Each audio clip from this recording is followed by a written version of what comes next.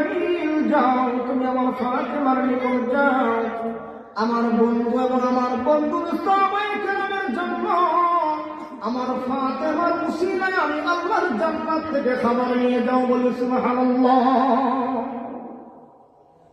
জান্নাত থেকে তুমি খাবার নিয়ে যাও। আল্লাহ পাক রব্বুল আলামিনের হাবিব সাহাবায়ে কেরাম মজলিসের মধ্যে বসা আল্লাহর পক্ষ থেকে জান্নাতে খাবার হযরতে মা ফাতেমার হুজরার মধ্যে চলে আসলো। হযরতে আলী সুন্দর করে পরিবেশন করলেন। এবার হযরতে আলী রাদিয়াল্লাহু তাআলা আনহু যখন সুন্দর করে পরিবেশন করলেন, সাহাবায়ে কেরাম তৃপ্তি সহকারে খেলেন।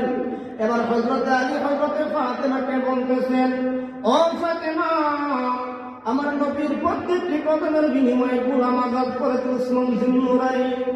আল্লাহ পাক রব্বুল আলামিন আমার সম্পদ নাই, আমার সম্পদ থাকলে আমি উসমান জিন্নুরাইনের মতো প্রত্যেকটা কদমের বিনিময়ে গোলাম আজাদ করে দিতাম। বলি সুবহানাল্লাহ। হযরতে ফাতেমা আল্লাহর দরবারে হাত তুললেন, মুনাজাত করলেন,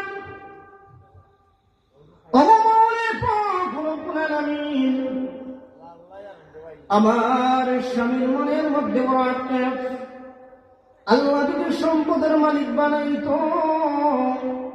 হযরত উসমানের মতো প্রত্যেকটা গোলাম আজাদ করে দিত। আল্লাহ তাআলা আমার স্বামীকে আপনি গরিব বানাইছেন গো মাবুদ, কিন্তু আপনি আল্লাহ তো গরিব নয়। আমার বাবা নবীজি মুহাম্মদুর রাসূলুল্লাহ সাল্লাল্লাহু আলাইহি ওয়াসাল্লামের কদমের বিনিময়ে গোলাম আজাদ করা আমি চাই না গো আল্লাহ। আপনার দরবারে ফরিয়াদ আমি ফাতেমার, আমার বাবার প্রত্যেকটি কদম মুবারকের বিনিময়ে আমার বাবার গুনাহগার উম্মতকে আপনি মাফ করে দেন। বলি সুবহানাল্লাহ। নবী আহলে বায়াতের মহব্বত আমাদের অন্তরের মধ্যে ধারণ করতে হবে, কারণ নবীর আহলে বায়াতরা আমরা উম্মতি মুহাম্মাদীদের জন্য আল্লাহর দরবারে কেমন ফরিয়াদ করেছেন।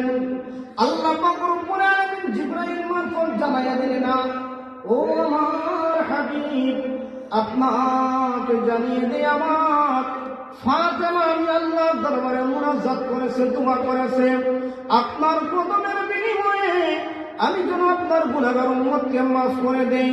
হাবিব আমার বন্ধু আমার, আমি আল্লাহর পক্ষ থেকে আপনাকে সুসংবাদ জানাইয়া দিলাম।